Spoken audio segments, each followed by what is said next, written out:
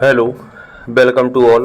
एक बार फिर से आप सभी का स्वागत करते हैं इस द ड्रीम बर्ड एकेडमी के ऑनलाइन यूट्यूब चैनल पर। जैसा कि आपको पता होगा कि बीपीओ का नया सिलेबस जारी हो चुका है और इस सिलेबस में इतने चेंजेस हैं कि यूट्यूब पर अभी तक कोई निःशुल्क कोर्स चलाने के लिए तैयार नहीं हो रहा है और जितने भी कोर्स आएंगे वो पेड आएंगे।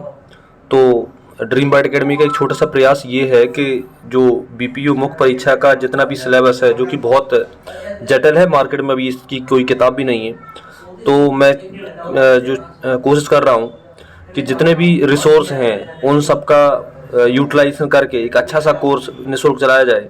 तो जिसका हम लोग भाग एक यानी कि पार्ट 1 जो है पंचायती राज व्यवस्था का इतिहास, ये देखने जा रहे हैं।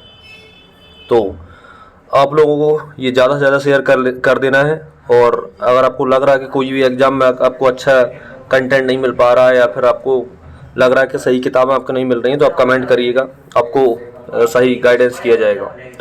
ठीक है, चलिए लेक्चर में हम लोग आगे बढ़ते हैं। तो जैसा कि आपको हमने पहले ही बता दिया है, हम लोग का जो टॉपिक है वो है पंचायती राज का इतिहास। तो सबसे पहला हमारा टॉपिक इसके बारे में पढ़ते हैं। भारत के प्राचीन काल, मध्यकाल एवं आधुनिक काल इतिहास में किसी न किसी रूप में जो स्थानीय स्वशासन है यानी कि उसकी पंचायती राज व्यवस्था के अवशेष मिलते ही मिलते हैं। ठीक है, आपको पता होगा पंचायत हमारी भारतीय सभ्यता और संस्कृति की पहचान है, क्योंकि हम लोग गांव से जुड़े हुए हैं।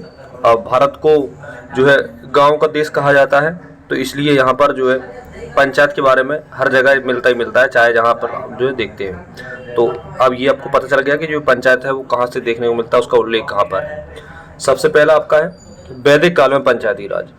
तो आपको पता होगा कि वैदिक काल यानी वेदों की भाषा संस्कृत है, तो संस्कृत ग्रंथ में ही सबसे पहले पंचायत शब्द का उल्लेख मिलेगा। और जिसका मतलब ये होता है कि 5 प्रबुद्ध यानी कि बुद्धिजीवी लोगों का समूह, जिनको हम लोग कहते हैं पंच परमेश्वर कहते हैं। आपने पंच परमेश्वर नाम की कहानी भी सुनी होगी। ऋग्वेद में सभा, समिति एवं विधाता के रूप में गांव के स्वशासन संस्थाओं का उल्लेख मिलता है। यानी कि आपने अगर ऋग्वेद यानी हिस्ट्री के बारे में थोड़ा बहुत पढ़ा होगा, तो वहाँ पे सभा, समिति और विधाता के रूप में जो है गांव की स्वशासन जो है संस्थाओं का उल्लेख मिलता है, जो कि स्थानीय स्तर पर लोकतांत्रिक निकाय थे। ठीक है, वैदिक काल में गांव में प्रशासन की बुनियादी इकाई थी, यानी गांव जो है सबसे छोटे रहते थे प्रशासन में। और इसमें समिति, जो कि वैदिक लोक विधानसभा की कुछ मामलों में राजा को चुनाव कर सकती थी। तो ये चीज़ें जो है आपको थोड़ी बहुत याद रखनी है। आगे हम लोग बढ़ते हैं। कह रहे हैं महाभारत काल में पंचायती राज, यानी महाभारत जो काल है उसमें किस तरह से पंचायती राज दिखाई देता है।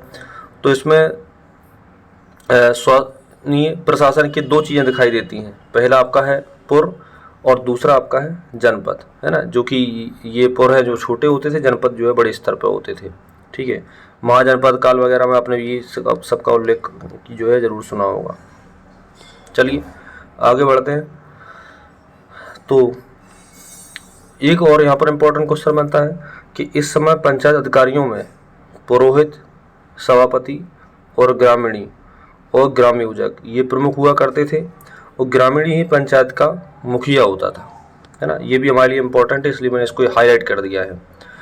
अच्छा, इस पीडीएफ को आप निःशुल्क पाने के लिए हमारे टेलीग्राम को ज्वाइन कर सकते हैं। वहाँ पर ये पीडीएफ जो है निःशुल्क प्रोवाइड की जाएगी। गांव के शासक प्रशासक के रूप में ग्राम योजक का जो चुनाव है वो बहुत ग्राम सभा के अंतर्गत होता था। ठीक है, तथा गाँव के जुड़े हुए जितने भी मसले इनको सुलझाने का दायित्व ग्राम योजक का ही होता था, है ना। तो ये भी उस समय की बात जो है देख सकते हो। क्या है प्राचीन काल में पंचायती राज। तो प्राचीन काल में चाणक्य द्वारा एक किताब लिखी, इसका नाम था अर्थशास्त्र। इसमें भी स्वशासन की इकाई ग्राम पंचायत एवं गांव के समूह का ये उल्लेख मिलता है। तो आपको ये किताब भी याद रख लेनी है, हालांकि पहले से आपने पढ़ रखी होगी। आगे बढ़ते हैं। मुगल काल में पंचायती राज। तो मुगल काल यानी कि सल्तनत काल में प्रशासन सबसे छोटी इकाई गाँव ही रहती थी। इन गाँव का जो प्रबंधन है वो लंबरदार, पटवारी और चौकीदार के जिम्मेदार होता था। इसी प्रकार मुगल काल में कई गांव मिलकर के एक परगना बनता था, है ना। आजकल आपने सुना होगा परगना जो है वो तहसील को कहा जाता है ना, उस समय। इस समय गांव की शासन की व्यवस्था सुगठित थी। पंचायत के पंच के रूप में 5 व्यक्तियों को चुनने के लिए एक निश्चित मापदंड था। ऐसा नहीं है किसी भी व्यक्ति को ही जो है पंचायत में जो है पंच बना दिया जाएगा। वो एक क्राइटेरिया रहता था, जो क्राइटेरिया को वो प्रतिष्ठित व्यक्ति चुने जाते थे, है ना। और वो अपने अपने गुणों के लिए जो है विद्वान भी माने जाते होंगे, और वो सोच समझ करके कोई फैसला लेते होंगे, है कि नहीं है। और वो उनका जो स्वभाव है वो क्या होगा, राग द्वेष को त्याग कर परोपकारी सन्यासी की तरह जीवन जीना पसंद करते थे, यानी दूसरों का उपकार हमेशा चाहते थे। ऐसा नहीं है कि अपना ही भला करते रहें, तो इस तरह से कभी न्याय व्यवस्था सही हो ही नहीं पाएगी। तो आगे बढ़ते हैं। कह रहे हैं ऐसे अलग अलग गुणों वाले वरिष्ठ व्यक्तियों को समाज में आदर भाव से देखा जाता था। ये पंचायत के रूप में गांव में रहने वाले लोगों के बीच मतभेद दूर करने, गांव की रक्षा, गांव का विकास और सामुदायिक समाधान निकालने के लिए सबको जो है कोशिश करते कि सबका विकास हो, ठीक है। लेकिन जैसे जैसे अंग्रेज की सत्ता यहाँ पर आई, तो इन्होंने सबसे पहले स्वायत्त इकाई के रूप को बिल्कुल इन्हें अनुकूल नहीं लगा, और इसके साथ इन्होंने छेड़छाड़ शुरू कर दी। मतलब कि इन्होंने जो है सबसे पहले इसको ही बदलाव में बांटा। तो देखिएगा किस तरह से ब्रिटिश काल में पंचायती राज जो है आगे बढ़ा। आप इस वीडियो में मैं पूरा कंप्लीट करा दूंगा, उसके बाद फिर अगले टॉपिक को बता दूंगा कि अगली क्लास हमारी किसकी होने वाली है। तो आगे बढ़ रहे हैं। गवर्नर जनरल मैडकॉप का कथन क्या था कि भारतीय ग्राम समुदाय छोटे छोटे गणराज्य हैं जो पूरी तरह आत्मनिर्भर हैं और अपने लिए सभी आवश्यक सामग्री की व्यवस्था कर लेते हैं। ये सभी प्रकार के बाहरी दबावों से मुक्त हैं। तो हो सकता है ये कथन आपको दीजिए, कहा जाए कि बताइए ये किसका कथन है, ठीक है। क्योंकि आपको पता है कि इस टॉपिक से 10 नंबर बनाने, अब 10 नंबर बनाने के लिए तो है नहीं कि आपसे सिंपल से क्वेश्चन पूछ लिए जाएंगे, थोड़े से क्वेश्चन का स्तर वो कठिन भी रख सकते हैं। तो आगे बढ़ रहे हैं, तो ये आप स्टेटमेंट जरूर याद रख लीजिएगा। आगे देखिएगा, 1786 में ब्रिटिश पार्लियामेंट के सदस्य, एक जिनके सदस्य का नाम था लॉर्ड बर्क, ये उस समय भारत के गवर्नर जनरल थे, इनका नाम था वॉरेन हेस्टिंग। इनके विरुद्ध भारत में गांव की पारंपरिक एवं मजबूत व्यवस्था को तोड़ने के लिए महाभियोग प्रस्ताव लेकर के आए। आगे चलकर इसी गांव स्तर की पंचायत व्यवस्था के विषय में 1830 में भी बात होती है, और उस समय जो गवर्नर थे मैडकॉप, इन्होंने गांव स्तर की पंचायत व्यवस्था के विषय में ब्रिटिश पार्टी में जो है रिपोर्ट भेजी थी, और इसमें अभी जो स्टेट में हमने पढ़ा था वही इन्होंने लिख करके दिया था, ठीक है। इसलिए ये स्टेटमेंट थोड़ा फेमस है। ये सभी प्रकार के जो है दबाव से मुक्त थी, तो बताई दिए मैंने। इनके अधिकारों और प्रबंधों पर कोई हस्तक्षेप नहीं हुआ करता था। एक के बाद एक साम्राज्य आते गए, क्रांतियां एवं परिवर्तन हुए, लेकिन हिंदुस्तान के जो ग्राम समुदाय पंचायत व्यवस्था वो अभी तक बनी रह रही है, और आपको पता है आज भी हमारे यहाँ पर ग्राम पंचायत देखने को मिलती है। तो कहने का मतलब ये है कि वैदिक सभ्यता से लेकर के वर्तमान भारत देखा जाए तो जो पंचायती व्यवस्था है वो बदली नहीं है ना। कितने भी परिवर्तन, क्रांतिकारी परिवर्तन आ गए, बहुत कुछ हुआ, लेकिन ये बदलाव नहीं हुआ। चलिए, भारत के तत्कालीन बादशाह लॉर्ड मेयो को प्रशासनिक दक्षता लाने के लिए शक्तियों का विकेंद्रीकरण करना पड़ा, और उन्होंने 1870 में शहरी नगर पालिकाओं में निर्वाचित प्रतिनिधियों की अवधारणा को शुरू किया यहाँ पर, ठीक है। तो ये भी बात आप देख सकते हो। आगे एक हमारा आवास अधिनियम है, बंगाल चौकीदार अधिनियम 1870। इसमें पंचायती राज कैसे देखने को मिलता है, तो इसमें जो है सब बंगाल में जो ये 1870 में जो अधिनियम आया, इस अधिनियम में जिला मजिस्ट्रेट को गांव के मनोनीत सदस्यों की पंचायत व्यवस्था करने सशक्त किया गया।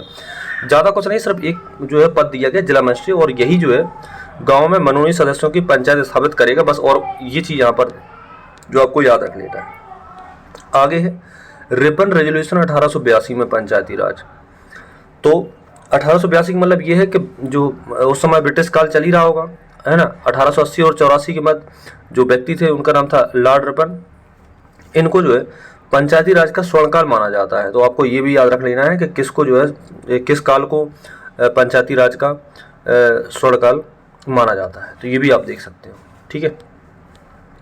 दूसरी बात है कि ये इम्पोर्टेंट क्यों है, क्योंकि इन्होंने जो है लॉर्ड रिपन ने ही भारत में स्थानीय सुशासन का जो है वो जनक माना जाता है, ठीक है। तो ये क्वेश्चन बहुत इंपॉर्टेंट है, और आपसे पूछने के लिए जो है बिल्कुल 100% ये मान लो कि लगभग चांस है ही है। 18 मई 1882 एक ये दिन, आपको ये डेट बहुत याद रख लेनी है कि ये अहम दिन साबित हुआ। क्यों? क्योंकि इसने बहुमत में निर्वाचित गैर सरकारी सदस्यों का एक स्थानीय बोर्ड प्रदान किया, जिसकी अध्यक्षता एक गैर सरकारी अध्यक्ष को सौंपी गई, और इसलिए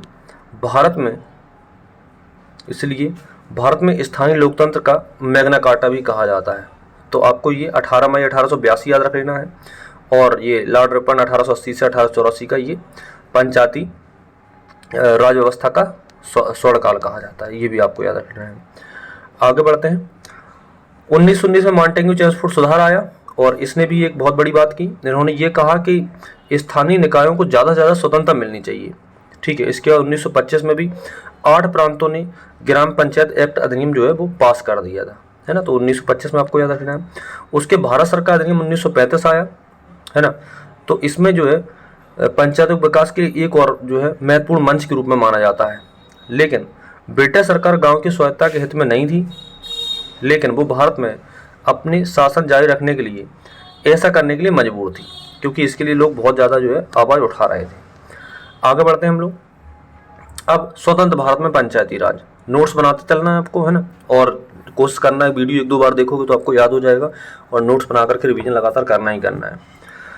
आज़ादी के बाद पंचायती राज व्यवस्था को मजबूत बनाने के कार्य भारत सरकार पर आ गया। भारत एक गाँव का देश है, इसमें लोकतंत्र को मजबूत करने के लिए ग्राम पंचायतों को मजबूत करना बहुत आवश्यक था, ठीक है। और ग्रामीण विकास को गति देने के लिए, इसमें लोगों की भागीदारी सुनिश्चित करने के लिए 1952, ये डेट आपको याद रखना है, यहाँ पर एक कार्यक्रम चलाया गया, सामुदायिक विकास कार्यक्रम। देखो मैं आपको बता दूं कि इस 15 से 20 मिनट के लेक्चर में आपको आपके एग्जाम में 2 से 3 नंबर जो है जरूर दिख जाएंगे। अब वो कौन से क्वेश्चन होंगे, एग्जामिनर कैसे बनाता है, वो आपके ऊपर है। ये सिर्फ इतना सा कंटेंट आपको पढ़ना है, और 2 से 3 नंबर आपके बिल्कुल फिक्स हैं, क्योंकि बहुत ज़्यादा इंपॉर्टेंट चीज़ें जो है हमने इसमें हाईलाइट करके रखी हैं और बताई हैं। तो देखिएगा, ये आपको सामुदायिक विकास कार्यक्रम का ये जो है याद करें 1952 में, ठीक है। और इस कार्यक्रम के सहयोग के लिए 1953 में राष्ट्रीय विस्तार सेवा की शुरुआत भी की गई। तो ये भी आपको जो है याद कर लेना कि राष्ट्रीय विस्तार सेवा कब जो है शुरू हुई। अच्छा, उसके बाद जनवरी 1957 भारत सरकार ने इसी सामुदायिक विकास कार्यक्रम जो है 1952 तथा राष्ट्रीय विस्तार सेवा 1953 के कार्यों की जांच के लिए, उनके बेहतर ढंग से कार्य करने के लिए जो है उपाय सुझाने के लिए एक समिति का गठन किया। आप समझ रहे हो कि इस समिति जब गठन की जाएंगी तो एक के बाद एक बहुत सारी समितियां आएंगी, है ना। तो मैं अभी बताने वाला हूँ कौन कौन समितियां आने वाली हैं। इस समिति के जो अध्यक्ष है वो बलवंत राय मेहता जी थे, और इन्होंने इस समिति ने नवंबर 1957 को अपनी रिपोर्ट सौंपी और लोकतंत्र विकेंद्रीकरण की योजना की सिफारिश की, और अंतिम रूप से पंचायती राज के रूप में इसको जाना गया। तो अब इसमें कुछ सुधार आएंगे, यानी कुछ समितियां आएंगी। तो मैं अब पढ़ने वाले हैं कि पंचायती राज संबंधित विभिन्न समितियां। अब कौन कौन समितियां हैं, तो सबसे पहले आपको दिख रहा होगा बलवंत राय मेहता समिति, अशोक मेहता समिति, GV के राव समिति, है ना, LM सिंघवी समिति, और PK थोंगन समिति। तो ये समिति जो है इनको भी आपको डिटेल में पढ़ना है, क्योंकि वहाँ पर जो है सिलेबस में साफ साफ लिखा है कि आप जो है पंचायती राज से जो समितियाँ हैं वो भी आप डिटेल में पढ़ करके आए। तो ये जितनी भी समितियाँ हैं इनके बारे में डिटेल में हम लोग चर्चा करेंगे, है ना, अगले लेक्चर में। शेयर कर देना, कोर्स बिल्कुल निःशुल्क चलाया जाएगा, और जब तक मार्केट में किताबें आएंगी या दूसरे यूट्यूबर अपना पेड कोर्स शुरू करेंगे तब तक हम लोग काफ़ी कुछ कवर कर लेंगे। तो थैंक यू।